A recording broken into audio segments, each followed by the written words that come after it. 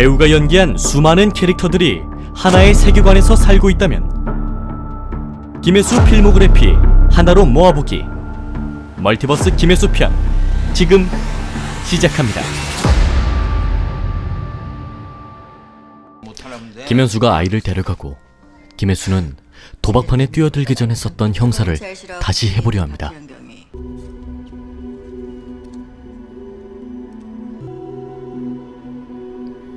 그녀가 형사를 그만둔 이유는 바로 첫사랑이자 동료 형사였던 조진웅의 실종이었습니다. 사진을 아직도 절절하다. 형사로 돌아온 후 이재훈과 팀을 꾸리게 된 김혜수. 그러나 팀 생활이 순탄해 보이지만은 않습니다. 근데 왜 말깝니까? 왜 이래? 품이 없는 사람끼리 재미없게 깔만하니까 가는 거지. 김혜수 승.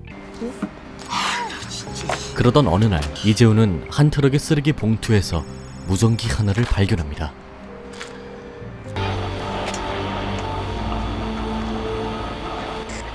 이거 나만 들리는 거 아니지?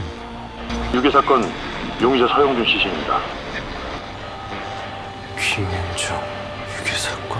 미제 사건의 단서가 될 수 있는 말들이 들리자 이재훈은 봉투를 마구 헤집어 무전기를 찾아냅니다.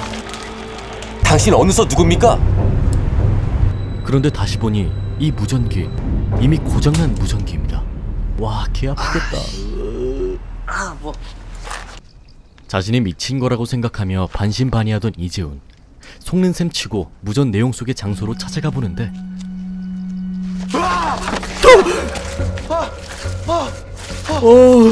내가 더 놀랐네.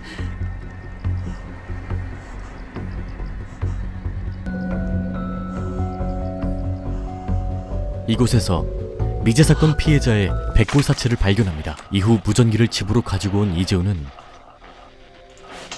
다시 무전 소리를 듣게 되는데요. 형사님? 형사님 나요! 형사님 덕분에 김윤정 유괴 사건 해결했습니다. 뉴스 봤죠? 그런데 선일병원에 서영준 시신이 있었던 건 어떻게 아신 겁니까? 나 이게 마지막 무전일 것 같습니다. 그게 무슨... 하지만 이게 끝이 아닙니다.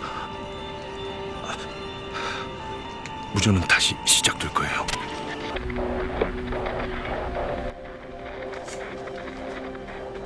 조진웅의 말대로 무전은 다시 시작되고 이재훈은 이 무전기가 과거와 통한다는 사실을 알게 됩니다.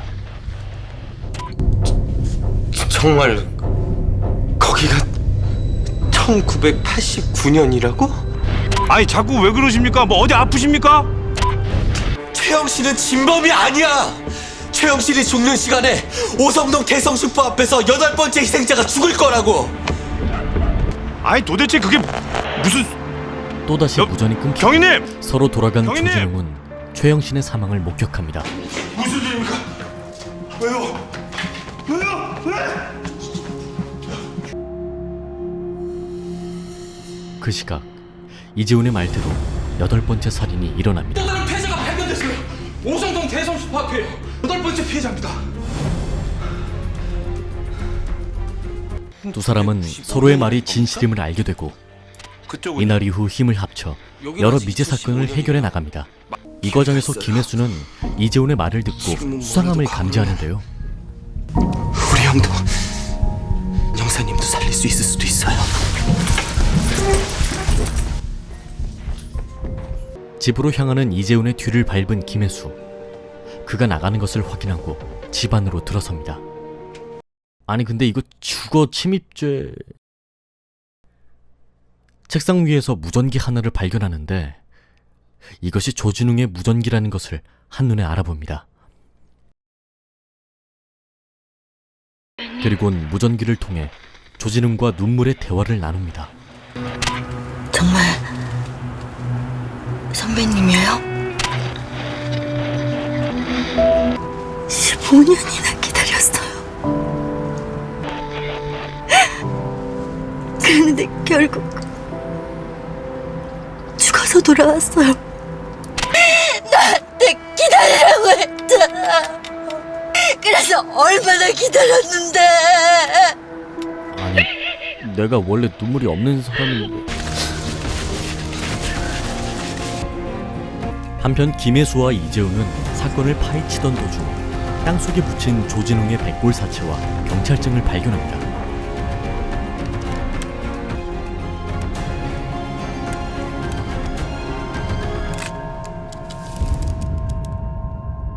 그렇게 과거의 조진웅과 무전을 하고 유골까지 찾은 김혜수는 그를 가슴에 묻습니다.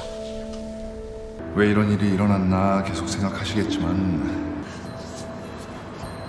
이후 결혼을 한 김혜수는 남편의 외도로 이혼을 하고 괴로움에 일을 쉬게 됩니다. 이런 개색. 다시 복귀에 일을 해보려 하고 정식 복귀 전에 수사 종결 보고서 하나 해라. 증인 보호 차원에서 데리고 있던 여자애가 있었는데 지내던 섬 절벽에서 뛰어내렸어. 아니 뭐 지금 당장 대답하라는 건 아니고. 하겠습니다. 지시받은 일을 하기 위해 김혜수는 그 섬으로 향합니다. 여기 살던 학생 죽은 거 아시죠?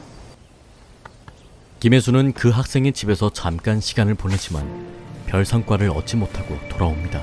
사건에 대해 아는 게 없어 보였고. 김혜수는 동료 경찰을 만나 소녀가 섬으로 오게 된 이유인 친아버지의 비리 사건에 대해 묻고 아저씨, 정미 아줌마는 진짜 아니에요.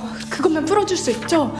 소녀가 아버지와 관련된 새엄마의 혐의를 벗겨주기 위해 아버지 사건의 중요한 증거가 될 장부 수첩을 경찰에 넘겼다는 사실을 알게 됩니다. 노출에 대한 강한 불만 표출. 이후 김혜수는 방에 설치된 CCTV와 창밖의 나무로 소녀가 많은 스트레스를 받았음을 알게 됩니다. 그러던 어느 날 김혜수는 마을 사람들의 식사 자리에서 이정훈의 이야기를 듣는데 자기 죽고 나면 조카딸 좋은 데 보낸다고 양식장 일도 다니잖아. 근데 그 집서 또 사람이 죽어나갔으니. 식사 자리가 끝난 후 김혜수는 이정훈의 집을 찾아갑니다. 저는 그 아주머니 동생 댁에서 있던 그 학생이 여기서 어떻게 지냈는지 조사하고 있어요. 혹시 그 학생이 이 근처 돌아다니는 거 보신 적 있으세요? 받아보고 있었습니다.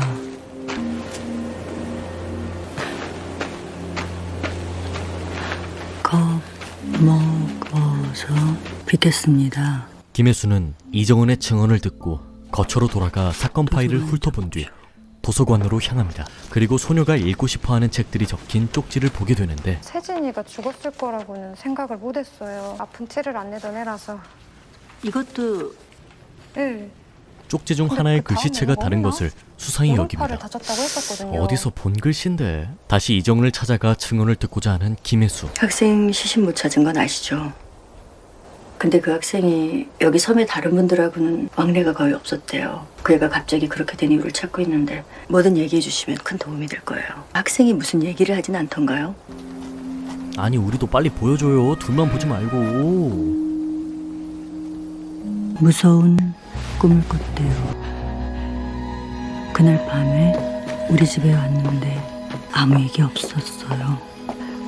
김혜수는 큰 소득을 얻지 못한 채로 집으로 돌아갑니다. 보고서를 제출하는 데는 아무런 문제가 없다. 이제 여기서 이 아이가 어떻게 지냈는지, 왜 그런 선택을 했는지 더 이상 아무도 묻지 않을 것이다. 하지만 나는 이 아이의 표정을 안다. 지난 1년 동안 내가 거울 속에서 봤던 표정이다. 김혜수는 소녀를 바라보며 그 모습에 자신을 투영하고 사건에 더욱 몰입합니다. 신청하시는 거에 따라서 다른데 안쓰러워. 두 분은 5년에 한 번씩 이후 오셨다가 기한과 다르게 날아온 10년도 납골당 연장하셨죠. 연장 고지서를 수상하게 여긴 납골당 김혜수는 칸 안에 뭐가 납골당을 들어있는지 그 찾아가고 내용물을 다 확인하지는 않으시죠? 여기 CCTV 볼 수 있죠? 연장 계약자의 이름이 이정은의 아픈 조카라는 그쪽은- 것을 알게 됩니다. 납골당을 둘러보다 소녀의 방에 있는 것과 동일한 스티커를 발견하고 소녀가 죽지 않았음을 알아차립니다. 소녀의 소지품과 이정은이 자신의 수첩에 적은 글의 필체가 똑같다는 것을 알게 되고 그 길로 이정은을 찾아갑니다.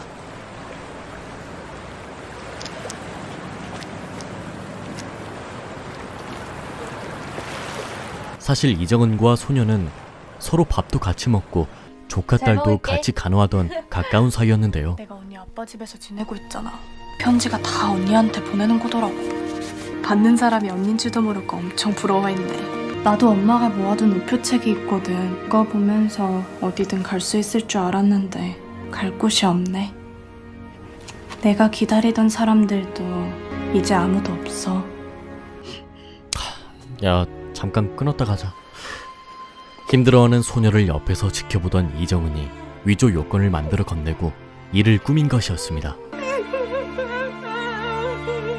이후 김혜수는 소녀를 찾아가 대화를 나누고 공감대를 형성하며 힘든 현실을 극복합니다. 소녀를 만난 뒤 활발하게 변화한 김혜수는 경찰을 그만두고 변호사가 됩니다. 학연, 지연, 혈연 무엇 하나 없는 그녀는 성공을 위해 법조인 집안 출신 변호사 주지훈에게 접근합니다.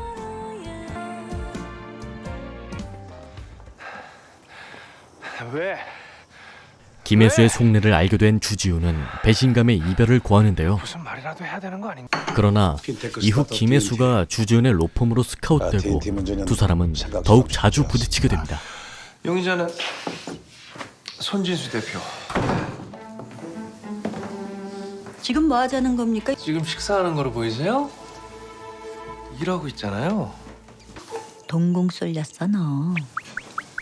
100% 사실이 아닙니다. 따라서 이 범죄는 성립되지 않습니다. 계속되는 충돌에도 불구하고 두 사람은 팀이 되어 처음 맡은 사건에서 승리를 취합니다. 두 사람은 대립하면서도 은밀하고 묘한 텐션을 이어갑니다. 잘 되긴 무슨 만난 적도 없어. 끝난 사이. 어머 뭐야? 둘이 이미 끝난 사이? 어머 끝난 사이야? 뭐야? 팝콘 각인데 이거. 어떻게 된 거야? 그러게. 주지훈은 술을 핑계로 김혜수의 마음을 떠보려 합니다. 당신이 섹시하긴 하지. 아니 그런 거 말고 마음 말이야.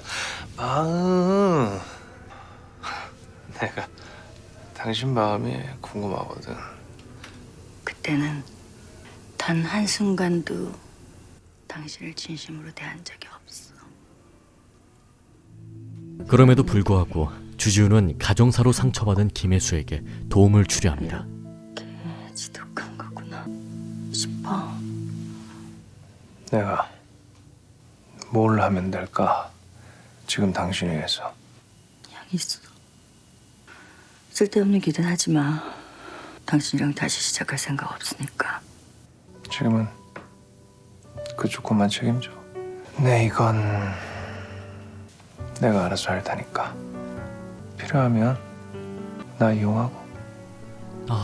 뭐 이런 순정파가 다 있냐고. 그럴게. 이용할게 그럼. 오늘은 우리들 기억에서 없는 거다. 어우 미친, 뒤에 누구 없지? 한편 이를 핑계로 김혜수에게 접근하는 남자를 경계하는 주지훈. 요즘은 초딩도 다 할걸요. 낄끼빠빠. 김혜수는 이를 자꾸 방해하는 초딩을 매로 응징합니다. 아 시원하다. 좋니? 엘리트 맞아?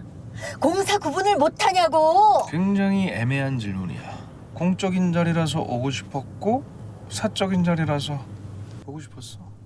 어머 뭐야. 이렇게 밀고 당기기를 반복하며 아슬아슬하게 지내던 두 사람은 서로의 진심을 확인하고 진짜 연인이 됩니다. 이러려고 이렇게 당신이랑 같이 있으려고.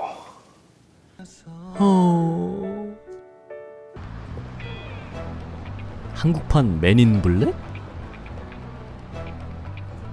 이 건물은 김혜수의 아픔이 서려 있는 곳인데요. 이 건물 볼 때마다 아주 끔찍했지. 그래서 마음 바꿔먹었어. 차라리 내가 여길 사버리자. 내 걸로 만들자. 더 이상 끔찍하지 않게. 아니 진짜 사러 가는 거야? 저도 껴주세요. 롤러코스터 같은 김혜수의 인생. 이제 편한 날만 남은 거 맞겠죠?